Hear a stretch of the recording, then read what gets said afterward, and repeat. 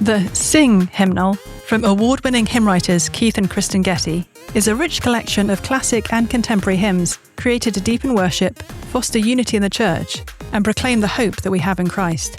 Alongside beloved hymns, you'll also find psalms paired with songs, liturgical readings, and helpful indices, making this hymnal a lasting resource for families and congregations alike. Pick up your copy wherever books are sold, or get 30% off at crossway.org/gettyhymnal with a free Crossway Plus account.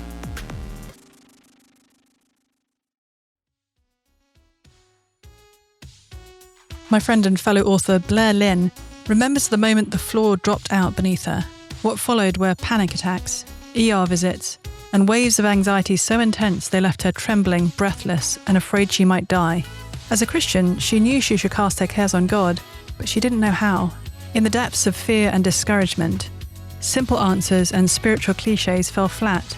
There was no quick fix, no bypassing the valley.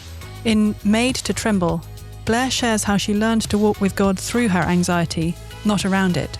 With scripture, story, and raw honesty, she shows what it means to embrace our weakness, not as failure, but as the place where God meets us most tenderly. This is a book for anyone who feels overwhelmed, afraid, or unsure if faith can hold in the storm. Through Blair's story, discover the peace of God and a deeper awe of the God of peace. Get your copy at madetotremble.com.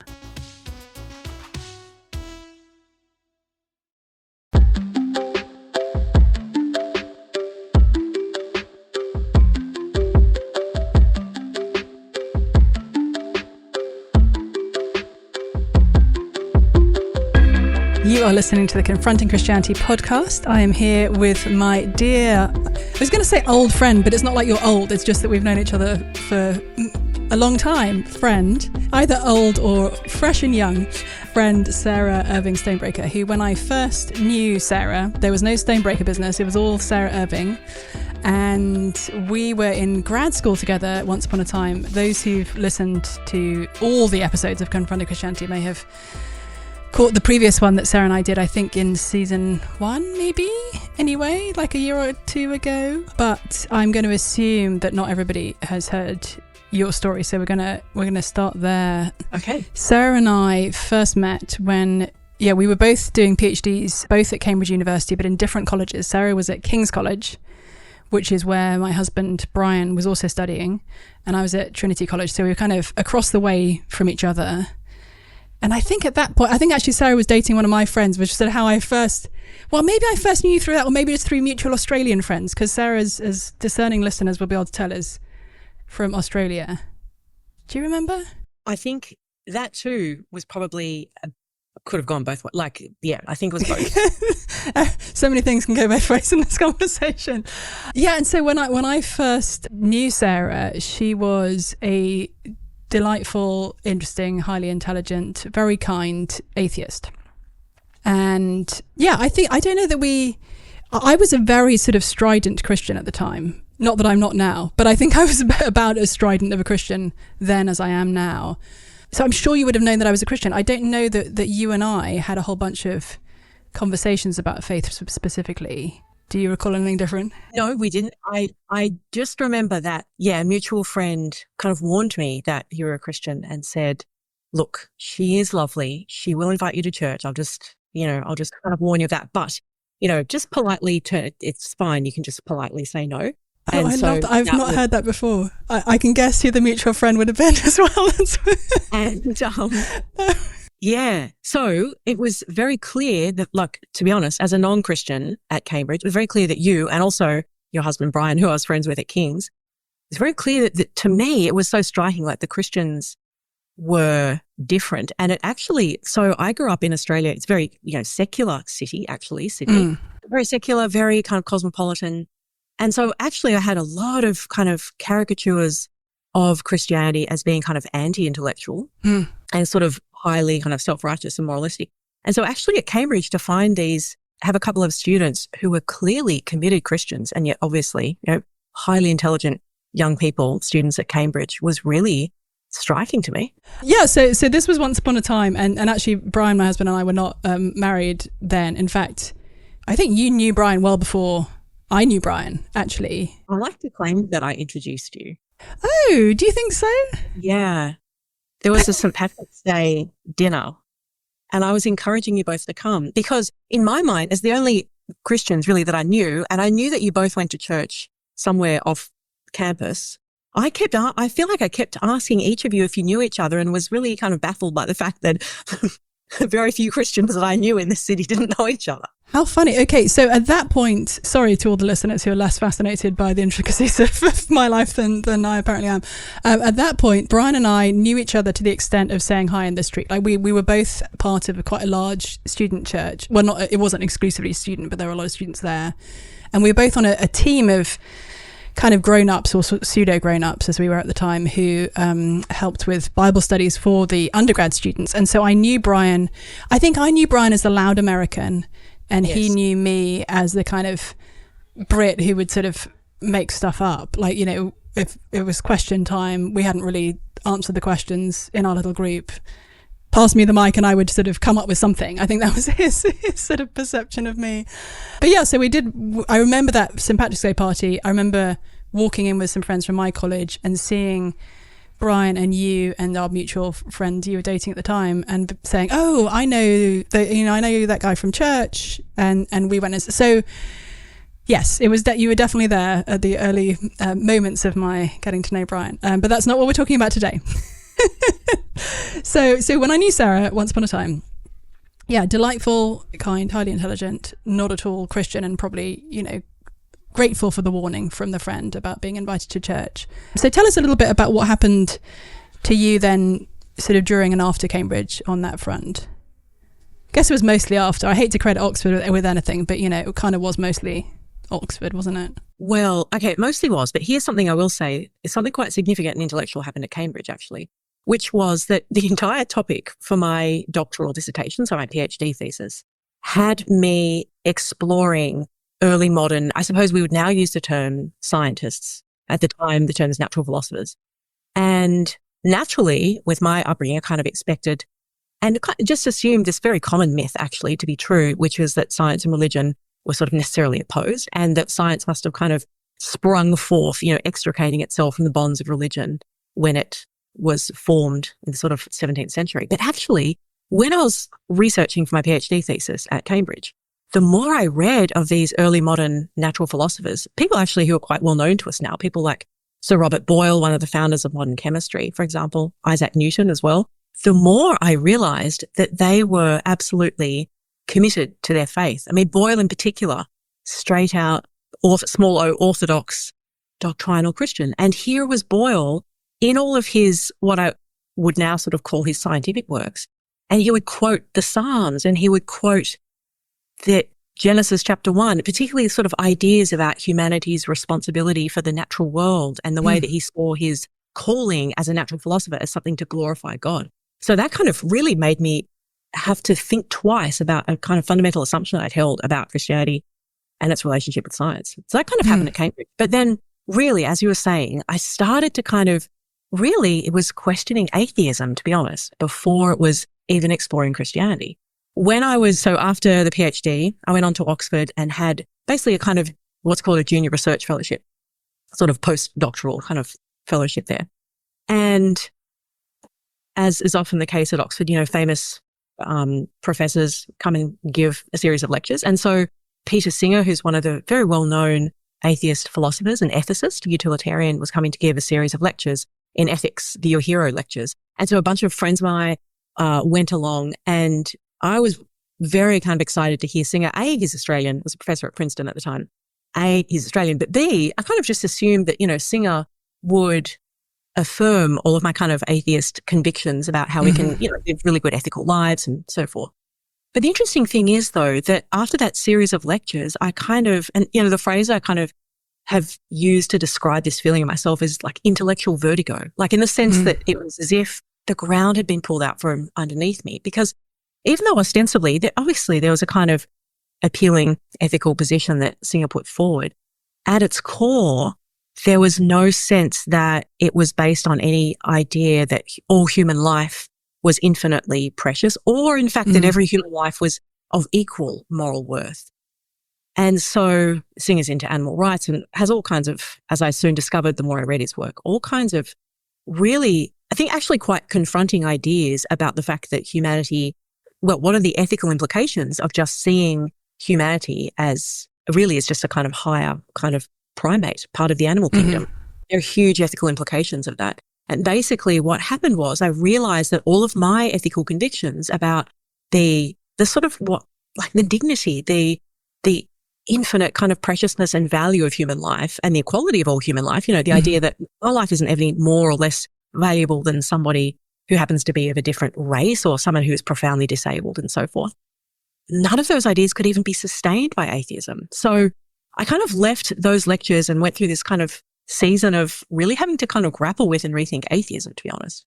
But really the reason why Christianity then began to sort of keep asserting itself in my consciousness really was that there are kind of a few moments when I really began to realize that actually this kind of idea of who humanity was, where our sort of infinite value, like if there were any infinite value, okay, where does it come from? But also the fact that even as a historian and as a human being, I look around the world. At the time, I wouldn't have used the term sin. But when I looked around the world and looked into the past at human societies and civilizations, there is both this kind of profound and beautiful striving for something which is good and true and beautiful, something which is transcendent, something which raises us above the kind of the finitude of human life, and yet this tremendous brokenness at the same time, this tremendous kind of perversion of what it ought to be human. And the more that I kind of thought about that historically, the more I kind of began to realize that the best kind of story for that was Christianity. There was a particular moment, I have to say, I was like in one winter that I spent in Oxford. I was sitting in the college library at Wolfson and I realized that my desk was in front of the theology section. And I'd sort of had this intellectual arrogance, to be honest. And I sort of thought I knew perhaps about Christianity enough to dismiss it, but really I'd never opened the Bible. I was still too arrogant, I think, to even open the Bible, or perhaps intimidated, actually. But I did pull out a book of sermons and I began to read these sermons that made me realize that there was that Christianity was far more intellectually robust than I had ever understood, and that I had understood absolutely nothing of what the Bible actually taught. And so these sermons, for example, like one was made reference to Psalm 139 in the early verses, I think verse 13 in particular, where it talks about humanity, about the human beings being kind of knit together in my mother's womb, and God's kind of knitting us together, and then making reference to what humanity is in the eyes of God. And then the more I read of those sermons, and the more I then also kind of read, I sort of traced those theologians and read more of their work, really intrigued, because obviously that story about who humanity was tied into a bigger story about how messed up and broken we were. And so I was beginning to actually understand that, oh no, Christianity is, like the Bible is actually giving us a far more profound and actually like intellectually compelling understanding of what it is to be human. That didn't make me a Christian, but it made it very attractive to me intellectually. Yeah. Was this all still at Oxford, or were you, because I know you then moved to the United States of America, where I now live, and where you also acquired a husband, which is a whole nother story.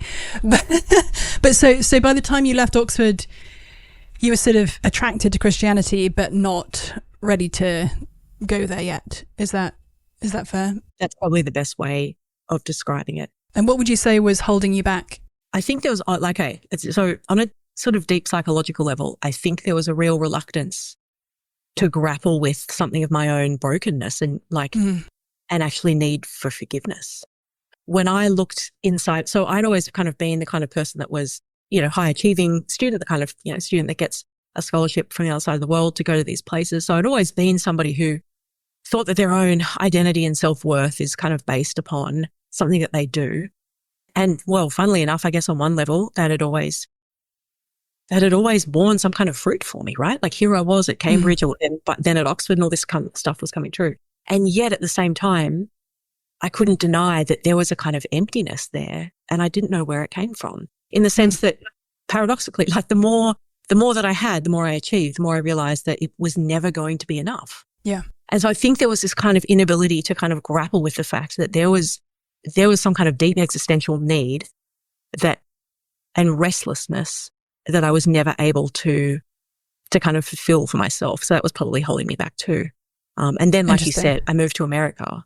And then a friend of mine in America gave me C.S. Lewis's book, Me, Christianity. And I remember just kind of devouring that.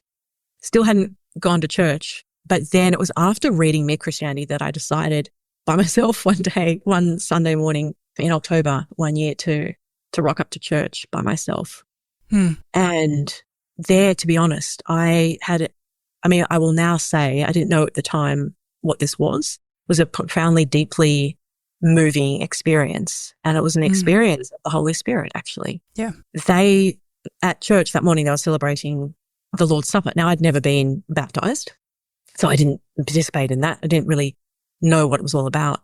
But I remember sitting in church and having this experience of being invited into and like called into a relationship with a God from whom I guess I just realized I'd always been running away from. And when I heard, so in the liturgy of the Lord's Supper, there are these words, this is my body given for you, broken for you. And I remember just kind of listening to those words and realizing that there was something, maybe this hit me too as a historian, but the idea too that there's something transcendent about this. There was something that transcended time, because these were the words that I knew as at least as much to know that this was the words that Jesus had uttered in the Last Supper. So there was a kind of invitation here into a people of God, like a community that I had realized, I think, living again is sort of in that sort of generation where we just relentlessly kind of invent our own kind of identity and think life's all about self-fulfillment. This kind of invitation to be grafted into a kind of people with this profound history and a God who loves them and forgives them. Yeah. And I think, to be honest, the other thing, and this might sound even funny to say this too now, but it's really true as an atheist. I think this speaks to something which is really, really quite revealing, which is when I was an atheist, I held to a position that, look, I suppose in scholarly terms, we call metaphysical naturalism. All that means is that I believe that really the only things that exist are matter in motion, right? Because as an atheist, I don't believe anything transcendent or anything sacred. And what happened in church in the Lord's Supper was that I suddenly realized that no, there is for want of a better term, there is a spiritual reality. There is a God. The things that are real are not just matter in motion. We are not just a bunch of atoms. So look, I don't think I became a Christian at that moment. I think it took, I remember kind of praying what Christians call the kind of sinner's prayer. It was, I think, several months later in my apartment by myself in Tallahassee, full of kind of all kinds of, feelings of, I suppose, doubt for whether I was doing it for the right reasons, if there were right reasons, but I wanted this. And, but it took a while. But I think really interestingly, a number of things had to happen. There was an intellectual conviction that this is profoundly true and intellectually rigorous, but also something happened to my heart. I realized that I was a profoundly broken person and that the God through the Lord Jesus, who offers me complete forgiveness for every sin that I have committed and everything I will ever do wrong, and that brokenness that I won't ever remove from my heart, that kind of forgiveness, I think, was the other thing. And it's a spiritual reality, right? It's not something that can just be explained away by material causes. That had to happen as well. Yeah. That's fascinating. And that all connects very beautifully to the new book that you've just written, which is coming out very shortly. I think people can get on Amazon now and start pre-ordering, called Priests of History, where you are looking, I guess, as a historian and as a Christian, at how many Christians today, and especially perhaps those of us who go to churches that maybe have a less of a strong kind of liturgical tradition, maybe more of a contemporary feel, I would say, in particular, can lose connection with actually the history of Christianity and the kind of richness that Christian history has for us in terms of how we even think about ourselves today if we're Christian. So I'd love to have you tell us more about that, sort of what made you want to write that book, and give us a little bit of an insight into how how you think the things you talk about in that book are going to be able to really help people today? Well, actually, interestingly enough, the reason I came to write the book was that I was kind of looking around at sort of our broader culture and society. I'm an academic. So in other words, I'm a college professor, to use the American phrase. So I'm a professor of history in Australia. And the thing that I was noticing, particularly in about the past 5 years or so, was that my students in particular, younger generations now, were talking about how absolutely kind of disconnected they feel, and how kind of, the word they'll often use is kind of disconnected or rootless. And I realized that was kind of the same thing that I was hearing when I sort of talked to younger people at church as well. Yeah, I teach at a university it's actually a Catholic university, but not all the students by any means are Catholic. In fact, probably the vast majority of them are not Christians. And so there's this kind of cultural sense, I think, in which obviously there are lots of reasons for this kind of disconnection. We're disconnected from like deep, thick communities.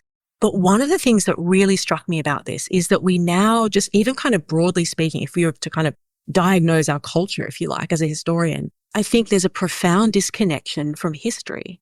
And what I mean by that is, I think that particularly as a kind of, we live in a global world, but particularly in the kind of global West, we've actually lost the ability to understand why history matters, like why our history matters. Why is it, for example, that we might think of ourselves as being formed by particular kind of historical peoples or communities?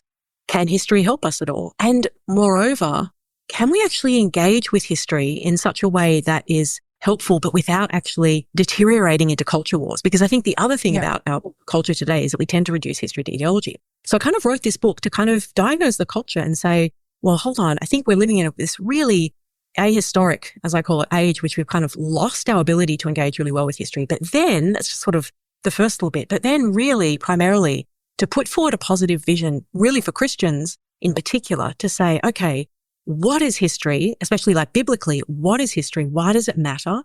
And how can we really engage with our story as God's people in such a way that is really helpful for us in kind of grounding us and giving us an anchor to communicate the gospel in this very rootless age? Yeah, that's super helpful. Tell me if you think this analogy is at all helpful. It's just sprung to my mind, so it might be complete junk. But in some ways, thinking about history is a little bit like talking with an older person in your life, where you're not talking with them and, hearing their wisdom. Most likely, they're not going to be saying to you, do you know what? Everything I've ever done has been great. And so you should do everything do everything just like me, and everything's going to be wonderful. At the same time, most likely if you're talking to somebody from whom you're seeking advice, they're not going to be saying, I've literally never made any good decision in my entire life, and so, I have nothing to tell you. Most probably what they're going to be saying is, here are some significant mistakes I made. Like I was shooting for this and I ended up with that, and you might be able to learn from that. Or this is a time when I clearly did the wrong thing, and you might be able to learn from that. Here's a time where I did something that really seemed to work and to be fruitful. And as you talk with an older person, you can kind of learn from their life experience, both the positives and the negatives. Yeah. And again, tell me if you think this is helpful at all. But it just strikes me that as we think about the history of Christianity, for example, we'll see plenty of things where we'll be like, oh gosh, I wish that my forebears in the faith hadn't done that, or the Christians in this particular area hadn't kind of gone that way. And other things where you'll think, oh, that actually made a lot of I can see a lot of good came out of that. Yeah. And if we just never look at the history that's come before us and how Christians have lived and the ways that they've tried to sort of navigate the world before, we're actually quite foolish. We're like people who never talk to somebody older than them and kind of get any wisdom from their life, because we just think that we're going to be able to make everything up sort of for ourselves from the ground up. Yes. Yeah, I think that's exactly right. And I think particularly in contemporary culture, the way that we tend to, when you look at the way that history is spoken about and talked about in the public sphere, it tends to actually reduce the past to either a kind of heroes or villains, as it were, without kind of recognizing that actually, even like in the analogy you gave, when if you were to speak to a much older, relative or ancestor about the past, they would probably actually be much more nuanced and be able to hold in tension the fact that there was both, if they were a Christian, they would use the word sin to describe this, right? That there was both kind of sin and shortcoming in their lives, and yet also there were things which were profoundly good. And I think that that's actually one of the reasons why, if we engage with history well, we can recover ways and like models of actually doing this really well. And in that sense, really provide a kind of avenue forward to overcome something of this very kind of culture warsy tendency to kind of think, that if somebody in the past, so if you take the example of kind of the pulling down of statues, it's a really complex issue, but the idea that somebody in the past had, as they almost kind of all did, ideas with which we profoundly disagree, that for that reason, there ought to be kind of no reference to them. There's a kind of almost like as if it's a physical illustration of cancel culture. That's the kind of opposite tendency, right? That's almost this Manichaean tendency to reduce the past to kind of light or darkness, complete evil or perfect good. But in reality, like you were saying, people aren't like that. And actually, of course, biblically, theologically, because we know that sin is at the heart of every person, actually, if we look at the past well, we're able to kind of see that there is sin at the heart of historical events and so forth, which animates it. But that does not mean that there is not also profound good that can come out of that as well. So the question is, can we get that well? Can we hold with that intention? I think there are actually some really good illustrations of what, if we look at the past, of what that might actually look like. I can give you one. I'm not sure. Give us one of those examples to give people a flavour of some of the things that you've talked about in the book. Yeah. Well, okay. Here's an example that is pretty pertinent. So I'm a historian, and one of the things that we talk about a lot when we talk about the British Empire is, there's this kind of profound moral complexity. But back in the 17th century, one of the sort of foremost political figures, really at the moment in which England was establishing its first colonies in Ireland and then in North America, Francis Bacon, is a really interesting figure here who provides something of a model for us. So Bacon, Lord Chancellor of England, right, one of the key kind of advisors to all of this process. And here's the thing, he's not opposed to colonies per se, but he writes a number of letters, and he writes this essay called On Plantations, synonym for colony. And he says this: I like a plantation in a pure soil, that is, where people are not extirpated to the end, or people are not displanted to the end to plant in others, for else it is an extirpation rather than a plantation. And so when I actually first read that phrase when I was studying for my PhD, so still an atheist, I kind of thought, whoa, this is centuries before the term post-colonialism is even invented and so forth.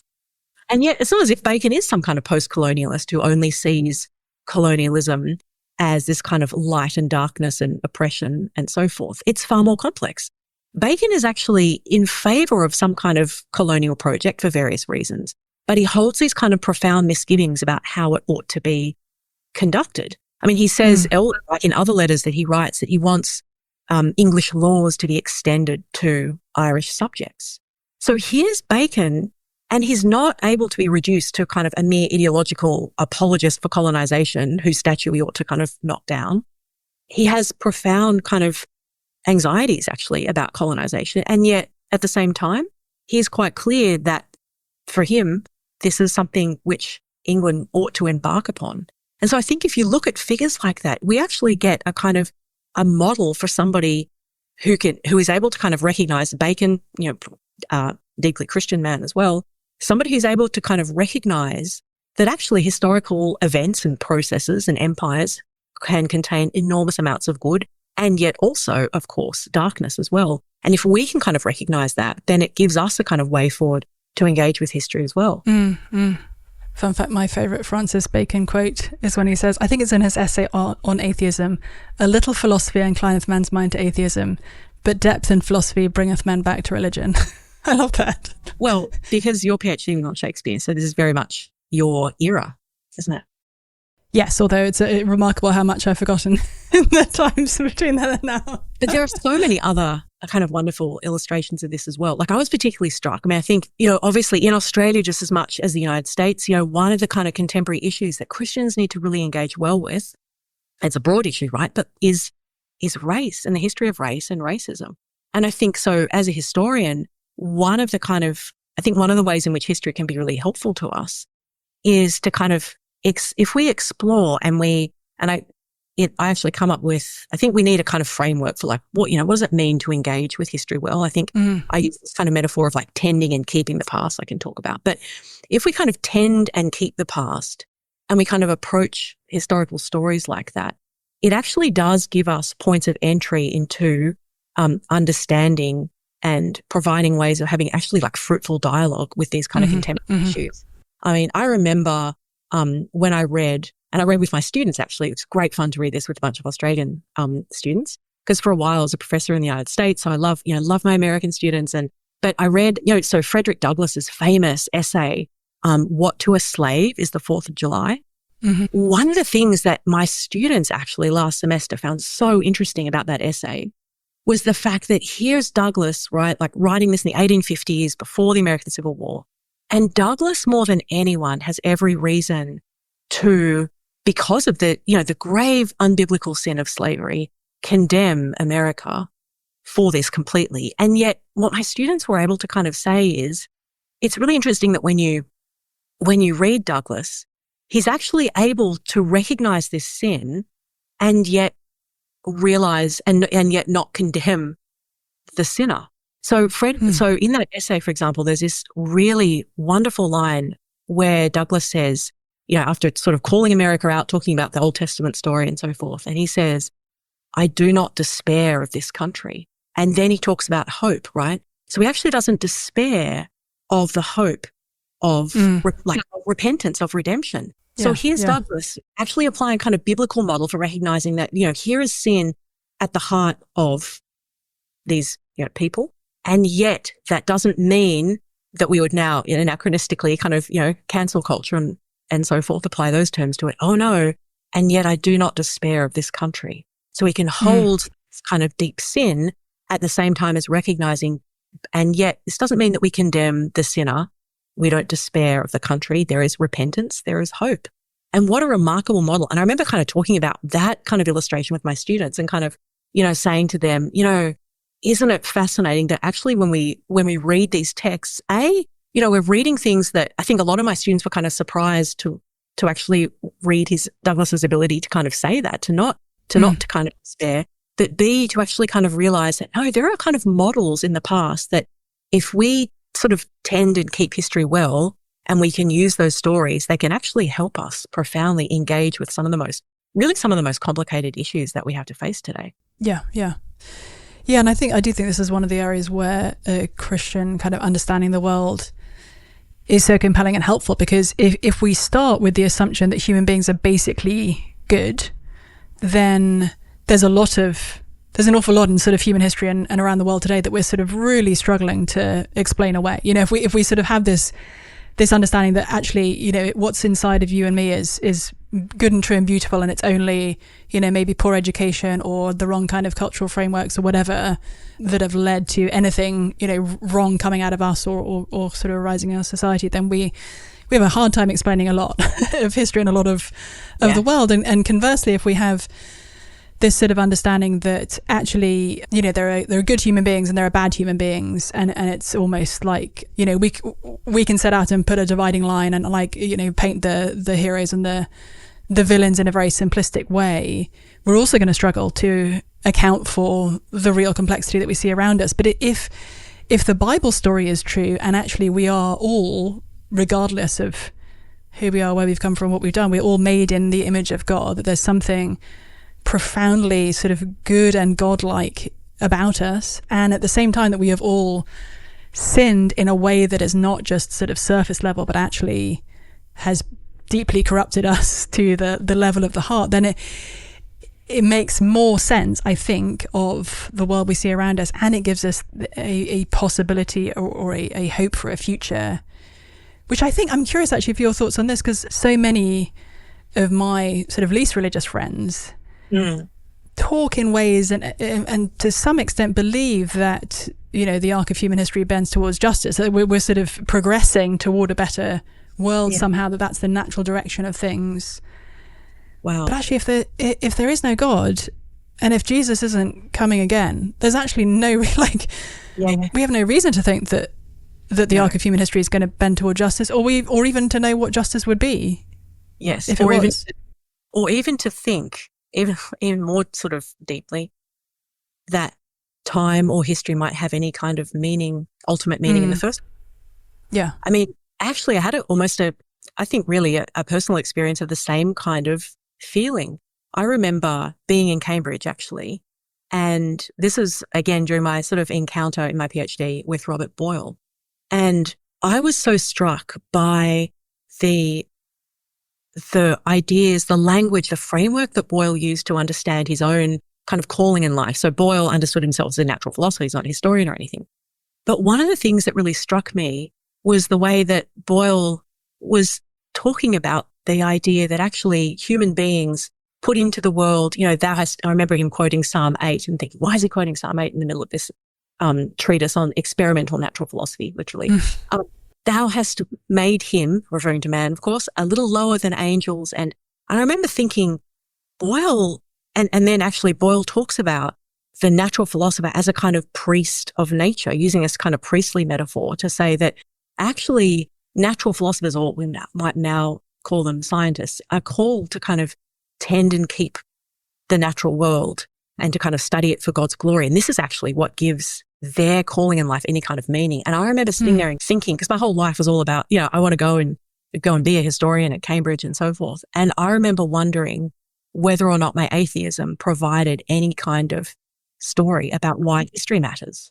Because even like if you look at there are all kinds of, again, scholarly kind of term jargon, like meta narratives that philosophers, Karl Marx, for example, had big stories, meta stories, as it were, about history and why time is meaningful.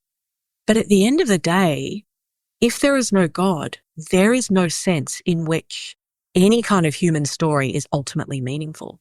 And I remember sitting there in Cambridge and thinking, just being so attracted to that kind of beautiful calling that Boyle had, and realizing that I had no story that provided any kind of ultimate meaning for why history mattered.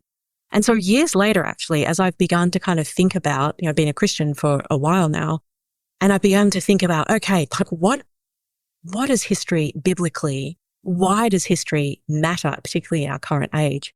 Actually, the kind of story that I turn back to in order to, or the kind of framework to help me kind of think about, okay, why might history matter to Christians, is actually to kind of think about this kind of priestly language that Boyle uses, and that, of course, the Bible uses to kind of talk about the fact that in the Old Testament, the priests, they tend and they keep God's presence. And then, of course, not only in the New Testament are all Christians, in 1 Peter, called to be God's treasured possession now. The priesthood aren't a separate class of people. With the Holy Spirit, the Holy Spirit is in all people, which too, like the Reformation, realized that, we're a priesthood of all believers. So now I kind of turn back to that story and think, hold on a minute. All Christians are called, I think, to tend and to keep, the past.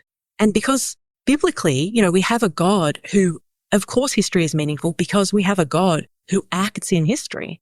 History is actually ultimately God's story. And so if we can kind of think of ourselves as having this kind of beautiful priestly responsibility of kind of tending and keeping the past, I think actually that enables us to have this sense that not only is history kind of ultimately purposeful, and God makes it purposeful, but even in our own lives, there are ways that I think we can actually, and if you think about what tend and keep means, to kind of both cultivate, to tend, but also to kind of preserve, to conserve, to pass down that conservative work of passing down and living into this historical story of God's people. And that actually is what I think helps us realize why history is so meaningful and why it matters. Yeah, no, that's fascinating. And I think it's interesting even just hearing you talk about how history is ultimately God's story rather than ours. And I think there are many, probably many who would be in a similar position to you had you not become a Christian. Imagine your secular self at the age that you are now, if the Lord hadn't called you.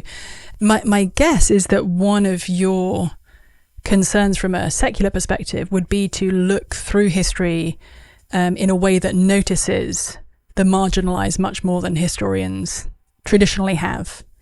And that can feel like such an important, I think it is an important and exciting project that many of, my secular friends who are sort of interested in these kinds of things really care about hearing, like, let's hear about history from the perspective of women. Let's hear about history from the perspective of those who have been oppressed because of their racial heritage, etc.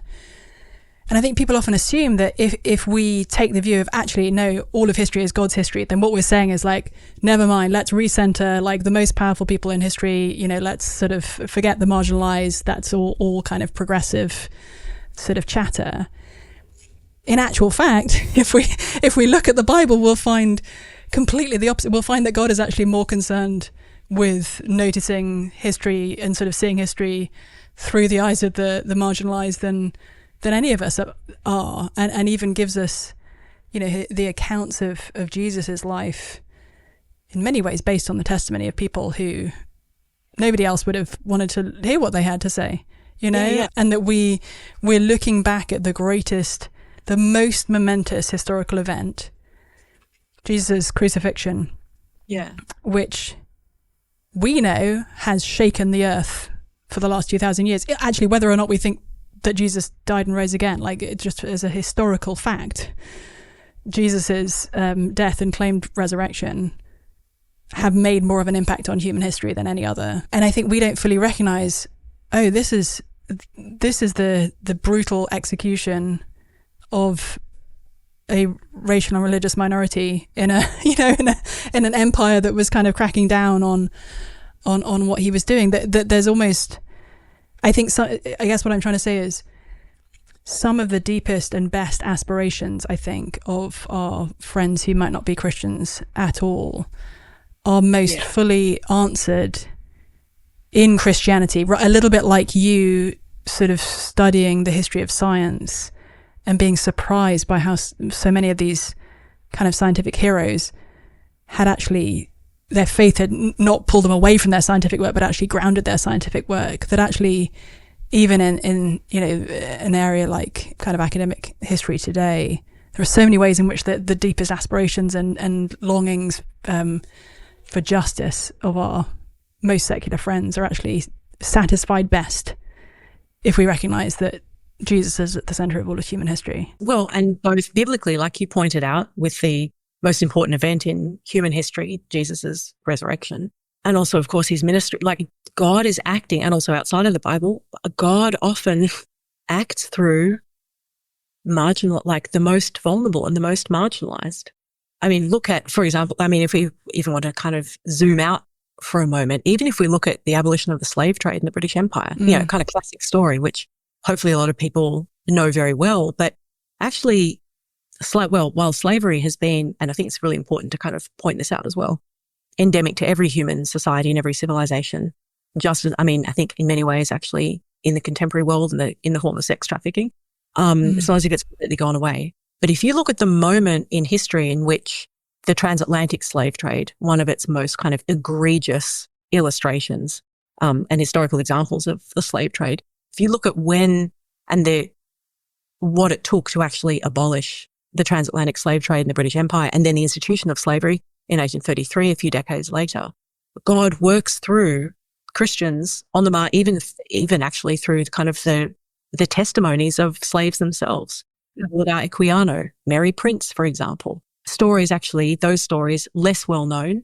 And I loved her story that you told in your book, yeah. Yeah. Well, and there's another kind of story which, because a part of, what you were saying a few moments ago as well, which I am trying to say in the book is, we need to kind of cultivate and uncover and tend these stories which are often overlooked. Because actually, when you look at them, you find out how deeply Christian these stories often are as well. There's two incredible sisters actually in the 18th century, like British Caribbean in Antigua, Anne Hart and Elizabeth Hart. And basically they're kind of converted to Methodism in Antigua. So slavery is still very much endemic. They're actually daughters. So they are, in the language of the time, colored. So they're mixed race. They're daughters of a freed slave. Again, it's complex. They're daughters of a freed slave who then holds slaves himself, but treats them well, right? We've got to wrestle with that kind of tension and complexity. But then anyway, Anne and Elizabeth Hart, together with their husbands, at enormous cost to themselves, basically establish the first schools to educate mixed race and slave women and children. They do it basically by teaching the Bible in Sunday schools. They're doing it in their house. They're giving up eating meat so that they can like literally give their food. There's not a lot of other kind of sources of calories to intake in that time as well. So they're establishing the first kind of schools to educate slaves and mixed race women and children. And then they set up the first female, like the term that was used, female refuge. And it's a refuge for women and children caught in prostitution and like sex trafficking. Yeah. And they're doing this at like deep personal cost to themselves. They don't have a lot of money. And this story actually, I mean, there's not one representation, like not one image of them. They've never been painted. They did write quite a bit. So you're able to kind of reconstruct something of their life history through the sources. But yeah, it's just a beautiful illustration of the fact that this story, not a well-known story at all, but a story of actually God, working through these women on the margins of society, deep in kind of the complexities of it all. And yet here they are rescuing women and children from the slave trade. Yeah. They are educating women and children, having them live in their house, like hundreds of people live in whatever small quarters they actually had. Incredible kind of stories that actually are kind of long overlooked. Yeah. No, I love that. One of the things I really enjoyed reading your book was some of the stories that you told there that, I've not heard before, and was really kind of encouraging and challenging in a wonderful way to me. I think the other thing that was really challenging to me, and I'm going to leave people with this as a sort of a cliffhanger, as it were, an encouragement to buy the book, because I think you'll learn so much from it. I found it really interesting in terms of reflecting on not only my own sort of spiritual practices, as it were, or like routines, but also the ones that we have in our family. You did some really helpful reflection on how, for many of us, if we're Christians in the year of our Lord 2024, especially in the sort of Western context that you and I are living in, we don't really have much of a model for what it looks like to not only sort of participate in church services on a Sunday on a regular basis, and maybe a sort of midweek Bible study or something, but actually to build in any kind of spiritually enriching rhythms in our daily lives and in the lives of our children if we are raising children. And I thought some of your reflections on that were just really helpful and as I say, challenging to me as someone. I mean, I'm such a chaotic person that much in my life happens in ways that are less rhythm and more free flowing, as it were. And it was a really